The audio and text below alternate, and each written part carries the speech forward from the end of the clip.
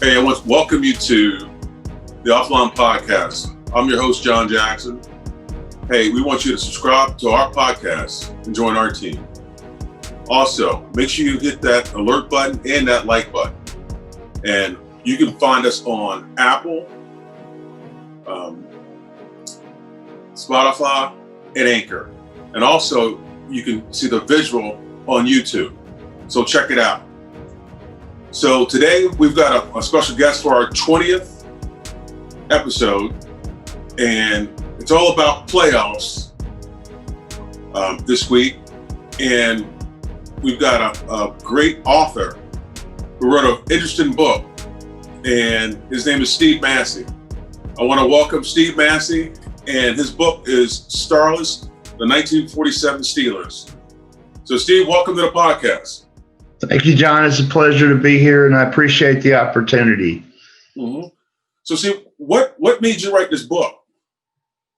Well, when I grew up, like a lot of guys my age in the 70s, I became a big Steelers fan. Mm-hmm. And just because of my love of reading, I wanted to find out everything I could about the team. And I got a book by Ray Didinger that was published the year before the Steelers won their first Super Bowl against the Vikings.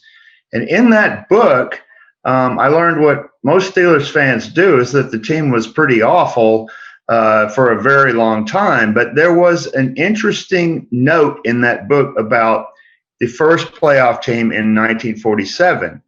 Mm-hmm. And I became very curious about this as time passed because of what happened with the head coach and because there were no superstars on that team.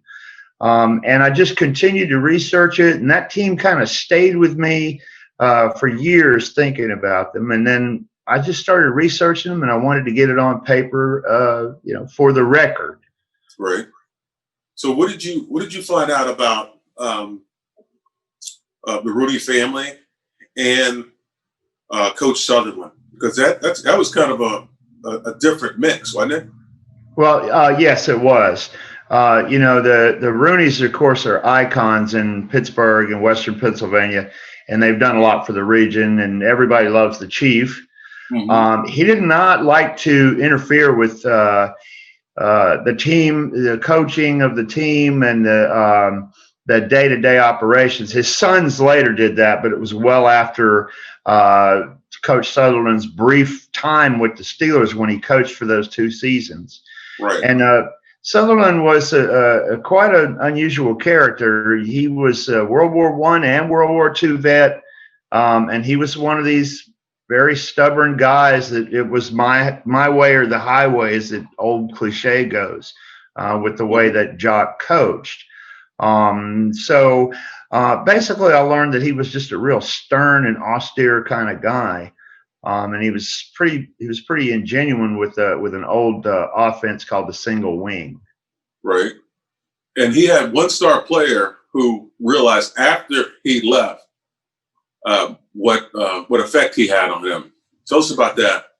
Yeah. Now, in the 46 season, after the players started coming home, Bill Dudley was one of a handful mm-hmm. of Steeler greats that made a tremendous impact, and his nickname was Bullet Bill. He led the league in interceptions, punting, rushing, passing. It was a 2-way era, but he was just an incredible force, and he was a little guy too. Mm-hmm. But he was the leader of the team, along with the center, and he was a real beloved figure in Pittsburgh. So when they hired Jock Sutherland, the ingredients were there to have a championship team immediately. But Bill and Jock hated one another's guts. And right. So that's kind of what makes the 46 season so important for the 47 season, because Bullet Bill got traded, mm-hmm. Which was his wish. And so the Steelers ended up with basically no known players when they made that great championship run in 47. Right. And so tell us about that start of the season. I know Bill gets traded, But what made that team really come together? Was it they hated the coach so much they had to stick together? Yeah, I think there was a great deal of respect for Jock. I don't know that it was the fact that they hated him, but I don't think he was exactly loved. When I was doing my research for the book, the wide receiver on the wide receiver, since it was single wing, was a guy named Valiant Sante. And I got in touch with his son, and I talked to him a lot about Val or Glue Fingers. And he really told me a lot about his dad and the team, and there were lifelong friendships formed. And I said, well, what did your dad have to say about the way Jock coached? And he gave me a short answer. He said, pretty rough. That was it. That's all he said. So I think he was probably a little worse than what I wrote in the book. So I think they came together through a lot of hard work, and I just think it started paying off early. That some of those games were so important. When they beat the Packers in Wisconsin, they'd never done that before. They went toe to toe with the Redskins and would have beaten them had it not been for a field goal. And those Redskins teams were great back in the 40s. So I think they gained confidence as they went along. And they were really playing well. There's no question that during the run, they were the best team in the NFL. There's no question about it, even with the great Cardinals and Eagles teams back then that were the two dominant teams of that era. So who was the guy who surprised you the most when you were doing the research? Who stood out the most? Chuck Cherundolo. Who? Chuck Cherundolo. And why is that? Chuck was the center and the middle linebacker on the team. He didn't get a lot of attention, so to speak, and he doesn't really jump out at you when you research the team. Like, for example, they had a guy named Charlie Mielich, and Charlie later coached in Pennsylvania, and he's well known among the Pennsylvania Catholic schools. But Charlie was famous because he was a vicious defensive end, and everybody knew who he was. Steve Van Buren, the greatest running back of the era, he said that when he hit you, that you stayed hit. But the thing was Chuck, everybody turned to Chuck for advice. He was the leader. And, as a center in that crazy single wing offense, he had to be able to snap the ball to four different guys that could move at any time. Right. So I really think that team was literally built around him offensively, and I think that he was a real inspiring figure for all of the guys. So what happened to Coach Sutherland? I know he passes, but what happened with that? I couldn't figure that out. Yeah, he's that's why I say that the stars fell on the team. The next year, after the second great year, the Rooneys were sure that they were on the verge of this breakthrough moment for the team. And Jock went down for Easter to do what he had done, for many years, which was to visit his coaches, his coaching colleagues from college days. And he went down and he stayed with the coach from Duke, and then he disappeared. He vanished. Nobody could find him. His sister didn't know where he was. And out in Kentucky, they found him wandering around in a field. And when the sheriff got him, he didn't know who the guy was, except that he was dazed. He said, I'm looking for my son. Well, he didn't have a son. Wow. Yeah. And he eventually was able to put it together and tell the sheriff, I coached for the Pittsburgh Steelers. Sheriff called him, and sure enough, it was the same guy. So they realized that things weren't good. The Rooneys did. They went down there and got him. His assistant coach drove his car back to Pittsburgh, and they put him in the hospital. He was diagnosed with 2 brain tumors, and he died 2 days later. Oh my goodness! And so, and it was just a real tragic end for the team and for all that potential. It's a very sad story. Right. So, who takes his place after that? Johnny Michelosson. who was his assistant and who was very trusted, and he knew the single wing very well, but he couldn't. He wasn't the same caliber as Jock. And Right. from what I understand in my research, he tried too much to be like Jock, instead of just trusting his own self. They called him Little Stone Face. That was his nickname that the press gave him when he was Jock's assistant. He just couldn't get him over the hump, and so they hovered around 500 for a long period of time there. I think he made it 4 years. I can't be sure about that, but I think he made it about 4 years as a head coach with the Steelers. Is that right? Yes, sir. So tell me about, let's go to 46. And I saw Aaron Parsegian was drafted by the Steelers. That's correct. But he went to the Browns. Right. And, 46, if you're a football fan, or it's really into the history of football, that was the year that everybody came home from the war, and the year that the AAFC was started with the Browns. It was a rival league. It's a little complicated, but the NFL ends up absorbing 3 of the teams when the AAFC collapsed. So Era had his choice as to where to go.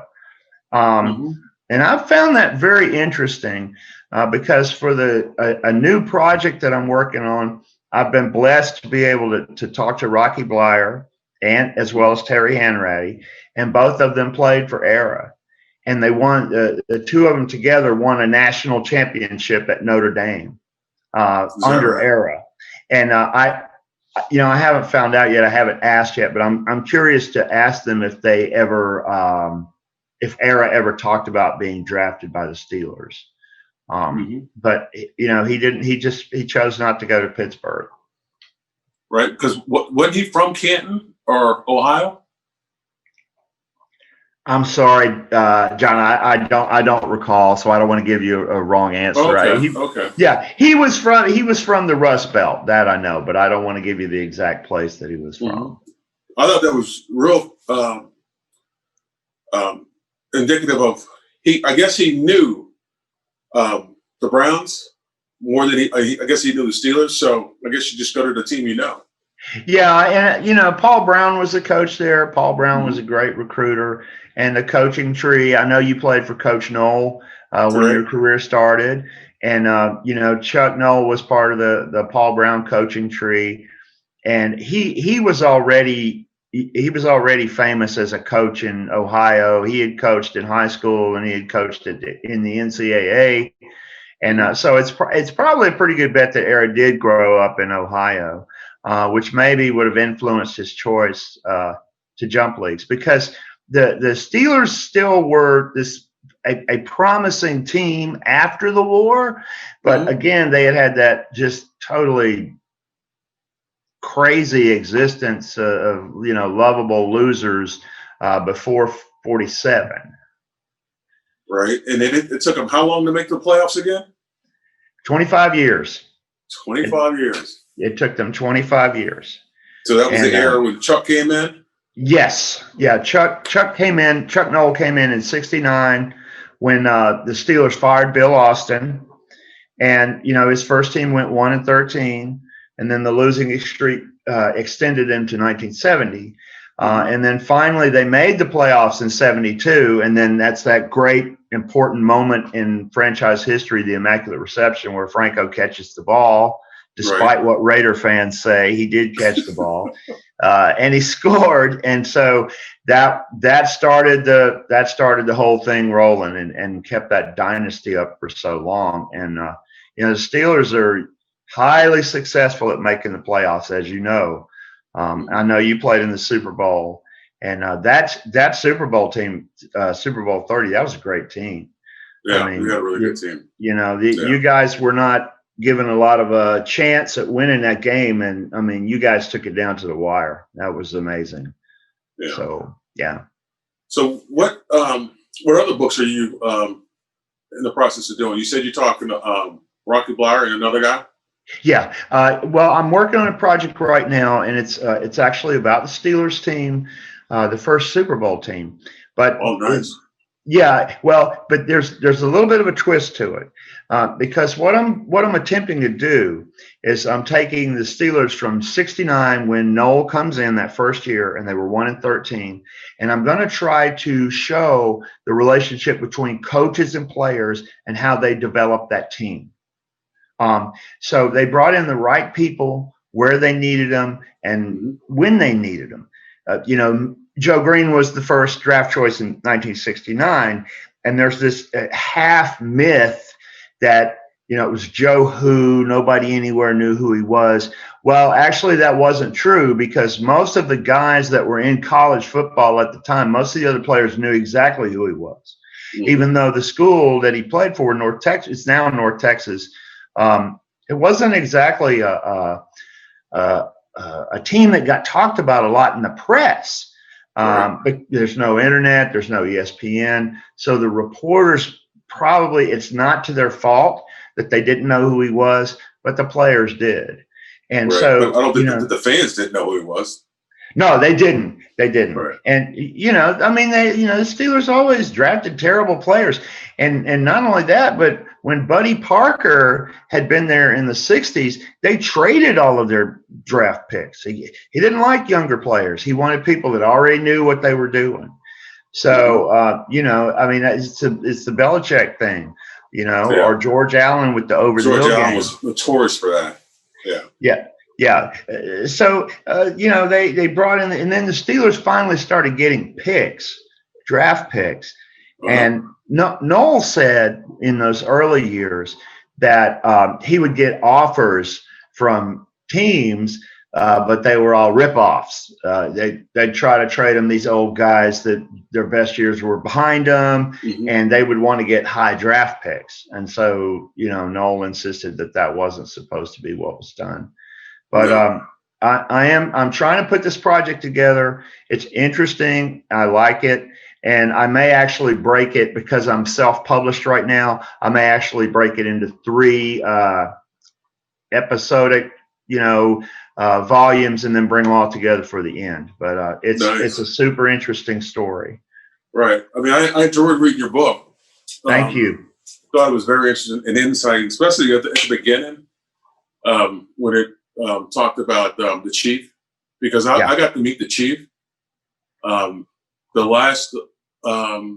last year of his life was in '88, and I was in the last draft class of the chief. Yeah. And we got to sit down and have dinner, and it was a great conversation because he knew everybody. He knew everybody was at the table, and we were like, "Wow!" And one guy asked me, said, "So how do you know us?" Because I'm the one that drafted you. And I was like, "Okay." Well, I'm like, but great conversations with him. Had a lot of respect for him. Yeah. And just got a lot of respect for the Rooney family. Yeah. That's, in the new project, and thank you for saying that about my book. That's, I appreciate that greatly. In the new project, Art Jr. and Dan are both extremely important figures, because, Art Jr. found those guys. And he was the head of drafting, and nobody wanted to do it when Buddy was around, because Buddy wasted all the picks. But Art not only put together great picks, but as the team progressed towards Chuck Noll taking over, he started hiring great scouts. Bill Nunn is the most famous one, because he knew the SWAC, and he knew places like FAMU, where the black players were, but there were other guys too that he put together. And I don't think Art Jr. gets the credit that he deserves for putting that team together. And of course, Dan was the director of player personnel, and so he was the guy that had to hustle up the contracts and do the negotiations, and he had a great staff too. But those were the chief's sons. Were you able to look at the part about how successful the chief was at the horse track? Yes. Yeah. That was phenomenal. Yeah. I mean, that was really great, because I grew up when I was younger. I believed that he literally won the big day at the track, and he went and bought the Steelers with it. that part's not true. But in 1937, he won an enormous amount of money at I think it's Saratoga, if my memory serves me correct. So do you remember how much he bought the team for? I'm sorry? Do you remember how much he bought the team for? Yeah, $2,500. So I'll tell you a great story. So in that first meeting with the chief, he goes, my wife wanted this door. And I kept asking her, I was like, how much does it cost? And she said, $2,500. And he goes, wait a minute, that costs more than what I paid for the team. I'm not buying that door. Yeah. So we asked him, so whatever happened to that door? He said, it's still in the house. Oh, that's great. That's great. Hey, but I just want to thank you for doing this podcast. And I'm definitely interested in that next book. And once you get it, we can come back on and we can talk about it some more. Hey, I sure would love to. And I appreciate it. it. I'll definitely be back in touch with you anyway, because I'd love to hear your insights on Noel and get that into the book as well. No, that's great. That's great. Yes, sir. Yep. Hey, I'd like to thank Steve Massey for coming on the podcast. Really enjoyed his book. And I suggest you guys, if you're a Steeler fan, go get that book. It's got some great little tidbits that all Steeler fans need to know. So make sure you subscribe to this podcast. And we welcome questions and comments. So go to Offline Podcast. Again, we've reached number 20. And I thank everybody for showing up. And thanks for Steve showing up. We'll see you next time on the Offline Podcast.